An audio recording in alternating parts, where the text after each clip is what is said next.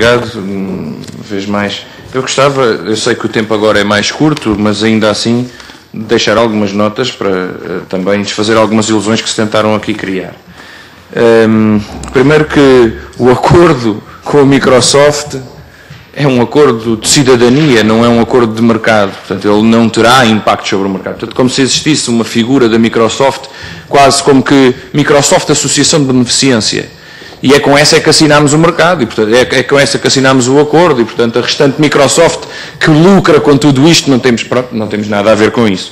Da mesma forma tentou o Sr. Deputado Ramos Preto fazer-nos crer que estes protocolos, isto são desentendimentos sem valor jurídico, convergimos nos objetivos. Bem, mas é engraçado que é o próprio protocolo que na sua cláusula 10ª fixa claramente que para qualquer incumprimento ou dissenso existe inclusivamente um foro competente no âmbito dos tribunais. Portanto, é curioso que um acordo informal tenha inclusivamente cláusulas desta natureza. Portanto, isto para deixar algumas notas sobre, para não sermos demasiadamente ingênuos e pensar que houve aqui uma convergência de interesses humanistas e altruístas e que o Estado português apenas criou as condições para que a Microsoft ajudasse as nossas criancinhas. Julgo que essa ideia não nos fica bem e também é um pouco menosprezar a inteligência do interlocutor.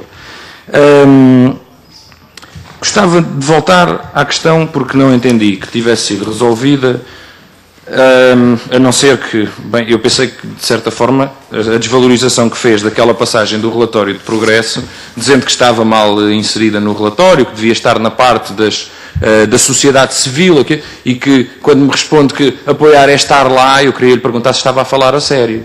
Quer dizer, apoiar é estar lá. Portanto, nós temos num relatório de progresso do plano tecnológico, um dos eixos fundamentais da propaganda deste governo, uma passagem que diz que apoiou, em dezembro de 2005, o lançamento por parte do setor privado de pacotes integrados. Eu vou-lhe explicar porque é que estou a insistir nisto. Porque é que o PCP está a insistir nisto. É que pacotes integrados de PCs e internet em banda larga é precisamente aquilo que o Escolas depois vem corporizar. Portanto, o que nos diz aqui é que em dezembro de 2005 houve uma tentativa do setor privado, e eu perguntei-lhe que setor privado, não me respondeu.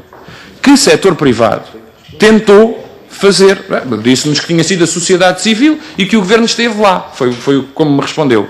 E eu torno a perguntar se me estava a falar a sério quando me disse que o apoio que o governo deu, através do Gabinete de Coordenação do Plano Tecnológico, a uma tentativa de lançamento de um pacote integrado foi estar lá. E já agora explico-me lá mais ou menos o que é estar lá. Se é um selo com o holograma do Plano Tecnológico nos computadores, e pergunto novamente, porque também não respondeu, ou pelo menos eu não tive a oportunidade de compreender, qual foi o desfecho final desta tentativa, daquilo que percebemos foi uma tentativa.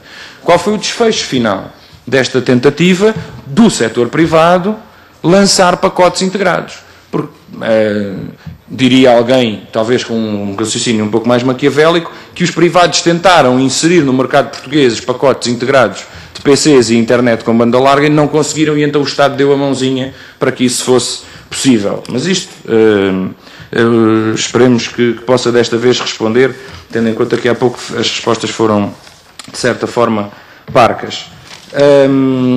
Senhor Coordenador, queria-lhe ainda perguntar sobre o impacto do Escolas e sobre aquelas questões que aqui nos trouxe. Ao fim e ao cabo, tentou, e compreendemos isso, tentou colocar esta discussão exclusivamente no seu plano político e dos efeitos, e obviou e atalhou a todas as questões que tenham a ver como é que foi escolhida a JP Sacoto, que tenham a ver o que é que justificou esta escolha e não outra, a Microsoft e não outra. Todas essas questões tentou sempre, ou pelo menos, ou então não tem mesmo conhecimento, como foi feito isso, o que também compreendemos, mas o que não elimina, como compreende, a dúvida. Não elimina a dúvida. Quando nos diz que não sabe porque é que a Microsoft está na base de todos estes programas, nomeadamente até ao Escolas, e só no Escolinhas é que surge um dual boot, o facto de nos dizer que não sabe não nos elimina a dúvida. Continuamos a não compreender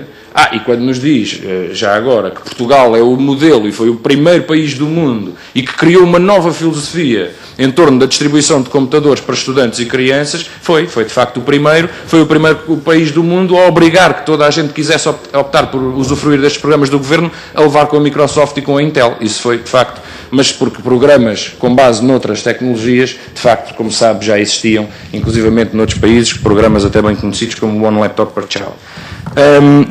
Portanto, termino novamente com esta questão.